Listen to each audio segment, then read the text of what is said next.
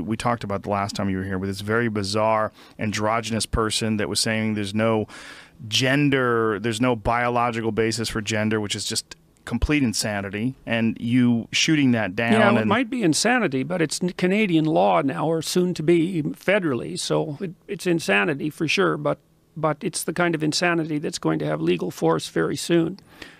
What is specifically? That well, the policy, with Bill C-16, which was the bill that I was complaining about, or criticizing, let's say, there's a variety of surrounding policy documents that are derived from the Ontario Human Rights Commission, and they indicate quite clearly that you're to regard biological sex, gender identity, gender expression, and sexual proclivity as varying independently, which of course they don't. By any stretch of the imagination, they're so tightly correlated that, well, you can't use correlation to imply cause or to infer causality, but Jesus, when the correlations are above 0.95, you have to start wondering if there's actually not some causal link, and it's absurd to me that we really even have to have that discussion. But the notion, and this is being taught to school kids, this is mainstream doctrine, Joe. I mean, look up the gender unicorn. That's a fun thing to look up. I mean, what is the gender unicorn? The gender unicorn is this little happy symbol that's being marketed to children, in elementary school, describing to them the fact that biological sex, gender identity, gender expression, and sexual proclivity vary independently. They're going after them very young. And so that's part of the school system now in many, many places. So in many ways, it's sort of an indoctrination. They're trying to. You might say that, yeah. The gender unicorn. The gender unicorn, man. Check that thing out. Gender identity: female, woman, girl, male, man, boy. Other genders: gender expression: feminine, masculine, other. Sex assigned at birth: female, male, other, intersex. Ooh, like aliens. Physically attracted to men, women, other gender, S. Yes, Emotionally attracted. So what you do if you're a kid is you put a little marker there on the arrow to show where you're located on all those independent dimensions. And obviously, if you look at the style of the gender unicorn, you can tell what sort of age it's aimed at, because that looks like it's certainly not aimed at kids over, I would say, 10. Yeah, why does the gender unicorn have a double helix DNA symbol where its penis or vagina should be? That's to indicate that there's no such thing as biology, I presume. But why?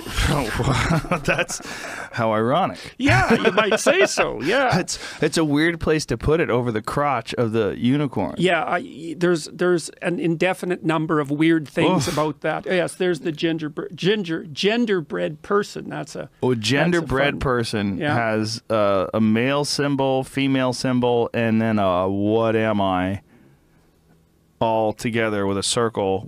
Is that a hole? It's not a hole. Circle. It's a strange, problematic place for the circle, I would say. Very assumptive. I would say so, yes, yeah. yes. Oh, I don't like that at all. I feel triggered. Well, the whole thing is, it's so bizarre, but what's even more bizarre is the lack of dialogue. I feel like you're in a weird position where there's a tremendous amount of support for you outside of the academic system. People like me, so many people that support your YouTube videos, so many people that read about you online. You're experiencing all this backlash at like McMaster's and these sort of things, but people are not engaging you, and the way they're keeping from engaging you is saying that you are demonstrating hate speech, like that big sign. Well, there's hate speech, there's racism. The reason I've been called a racist is because I criticized the University of Toronto's decision to use the Toronto chapter of Black Lives Matter as policy advisors. And the reason I did that was because the two women who founded Black Lives Matter in Toronto, let's say they have questionable reputations, and leave it at that. And so apparently that makes me racist because, well, you're not allowed to question them because apparently they're black. Not. Well, they yes, have carte blanche. One of them has publicly stated that white people are inferior to black people because they don't have enough melanin in their skin, and melanin is the chemical that communicates cosmically so that you're spiritually enlightened. That was one essential claim. And the other one is embroiled in a lawsuit with the University of Toronto students' union for essentially she's been accused of embezzling with a couple cronies about $400,000 from the coffers of the students' union. So I felt that perhaps those weren't the best people for the University of Toronto to be associating with when they're formulating their anti-racist policies. Well, clearly that makes you racist. Clearly. Well, it's and fascinating. transphobic as well. Oh, altogether? Yes. In one little lump sum, That's right there, me, just man. one thing. Yeah. But what's really fascinating about that is like you're not saying anything about black people. You're saying about two individuals that you're having very specific things. You know, everybody that makes up a group is the same. You see, you have to understand that. Men and women. Right. That's right. Except men and women. Because men and women can be anything. Well, there's an interesting angle on the transsexual thing too, because these activists, they stand out and claim that they're standing for oppressed communities, right? And first of all, they identify the identity group that they're activating on the part of as a community, and then they imply that it's a homogenous community, and then they state that because they happen to be members of that community by their own admission, let's say, or by their own declaration, that's a better word, that they are now legitimate representatives of that community. And one of the things that's been quite fascinating to me since this has occurred is that I've had a comparatively large number of letters from transgender people, about 35 so far, and every one of those except one was positive. They are not happy about my sampling of the trans community, which isn't, it's not a random sample or anything like that, but 35 letters is a lot when the community of people is actually quite small. And they're not happy at all. They're not happy to be so publicly discussed now, because many of them would just as soon have some privacy, and they're already having trouble fitting in. They don't regard these people as legitimate representatives. They don't believe, they're not homogenous in their political viewpoints, and they're not necessarily fans of the people who are playing gender bender games, because many of the transsexuals who are, let's say, serious about it, for lack of a better way of describing it, aren't happy that this has become a kind of a fad, essentially, and that they're being used by the politically correct types to further their political agenda.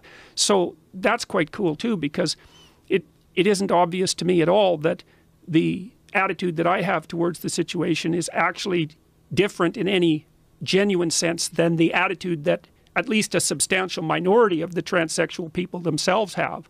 And there's plenty of them on YouTube who are complaining about the social justice appropriation of their identity. Yeah, well, I don't even know if they have a movement. They're not a community, right? I mean, they're not a community. I mean, a community is in continual contact with one another. They have something that directs their actions in common. I mean, but on the postmodern end of the spectrum, if you have some identifiable group feature, then that means you're one of that group, and that everything that you do indicates only that. I mean, there are believers in race and gender and sex. They believe in the reality of those categories far more than anybody on the right, as far as I can tell. So it's very peculiar and unnerving. So and widespread and powerful and all of those things. So well, it's very peculiar that they are not into labels unless it suits their purposes. They're not into labels or into generalizing behavior unless it suits their purpose. And also, another thing that's weird to me is that whenever something becomes an issue that becomes discussed, that becomes a hot button issue, which clearly transgender rights, whether it's the North Carolina bill to keep transgender people out of the bathrooms that that they identify with whatever gender it is. Whenever there's some sort of a hot button issue, there becomes this thing where a bunch of people seek attention through those issues. And these people use whatever issue it is to it becomes like a part of their identity, like becoming an activist and really being very vocal about it. Mm-hmm. Whereas though the actual cause itself gets muddied in the cult of personality, and it gets muddied in these personal wishes and ideas that the people who are seeking to get attention by communicating about these ideas sort of soak in. It just becomes a lot about human nature and human behavior more than it is about the actual issue itself. Yeah, well, it's an opportunity. Each of these hypothetically contentious issues is an opportunity for a certain kind of sterile drama to unfold. And the drama is always the same. I mean, you can see that in the demonstrations, say, with regards to my talks. It doesn't matter what I'm talking about, and it actually doesn't matter what I've ever said.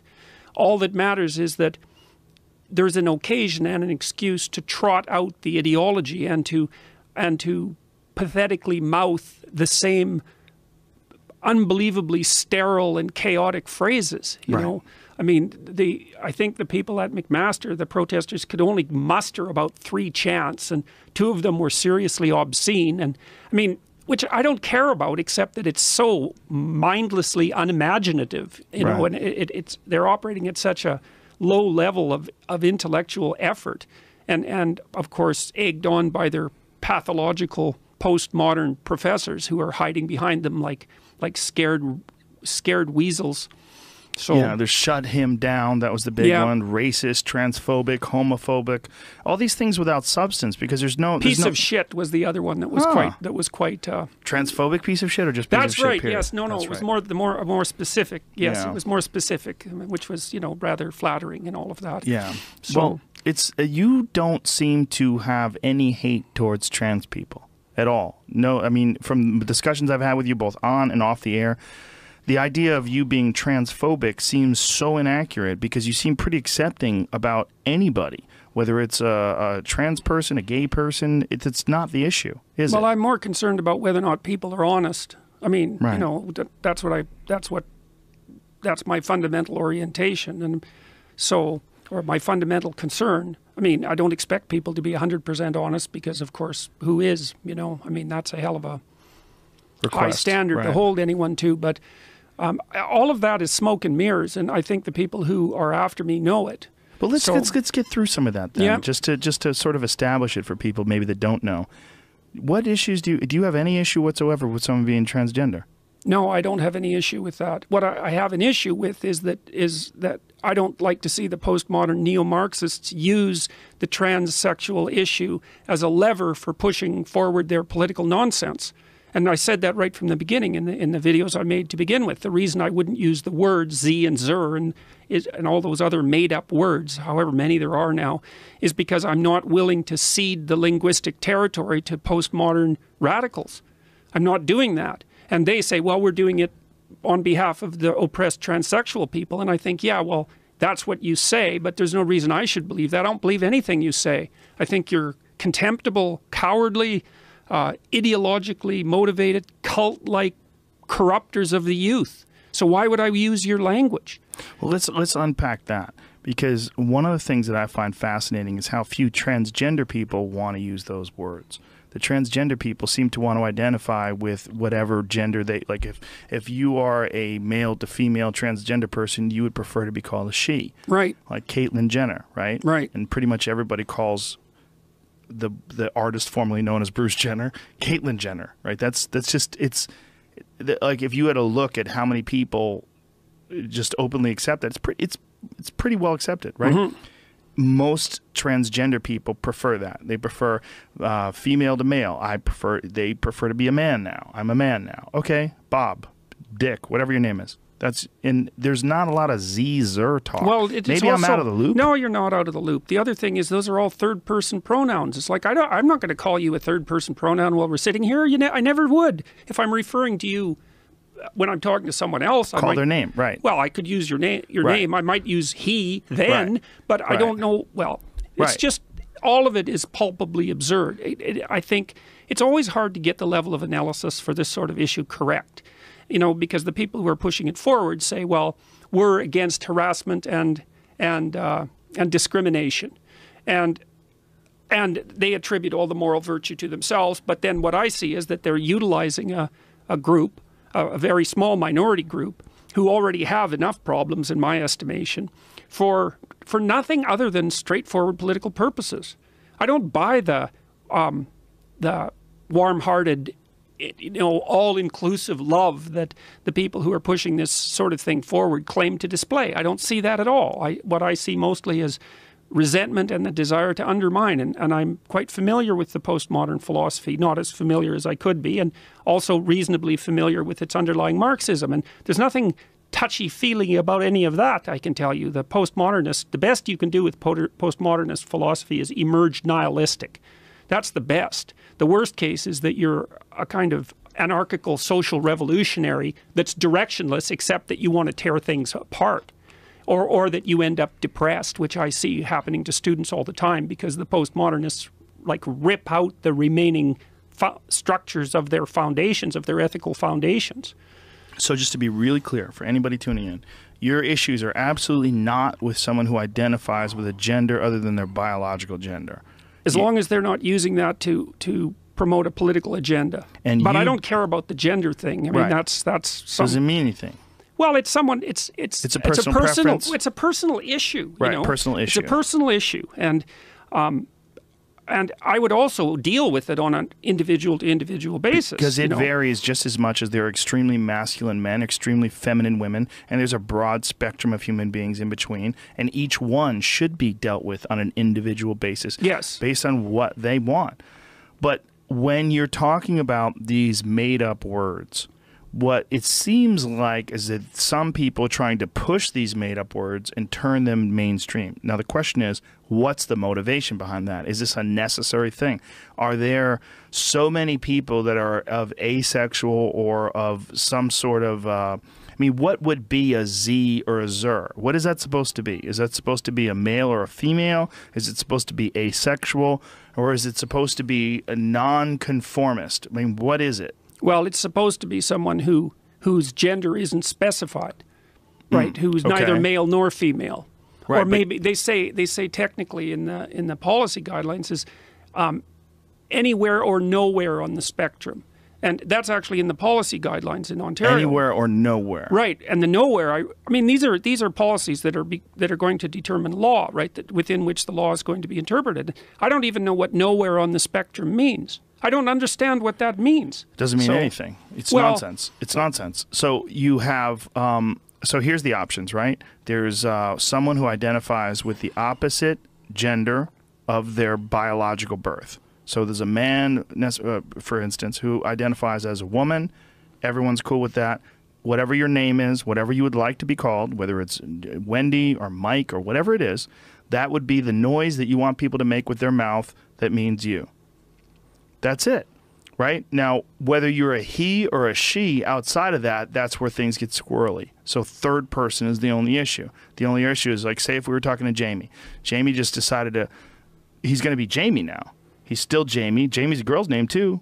I know girls named Jamie. So he could be Jamie, and Jamie decides he's a woman. And now he wants to be called she. And we're like, okay, she. All right, Jamie, now you're she. But when it gets to, like, Zer and Z and the 78 different gender pronouns, it seems to a person outside of it, a person who's cisgendered, it seems pretty bizarre, and it seems pretty preposterous, and it seems pretty indulgent, and it seems like there's something else going on. And this is that's the thing. It's the something else going on part that is what concerns me. There is something else going on. If there wasn't something else going on, a relatively obscure professor's amateurish YouTube videos on a relatively obscure piece of Canadian legislation wouldn't have had any effect, right? It would have just disappeared. But it didn't. And that's because there's more going on than the straightforward issue surrounding the pronoun use, and everybody knows it, or everybody feels it at least.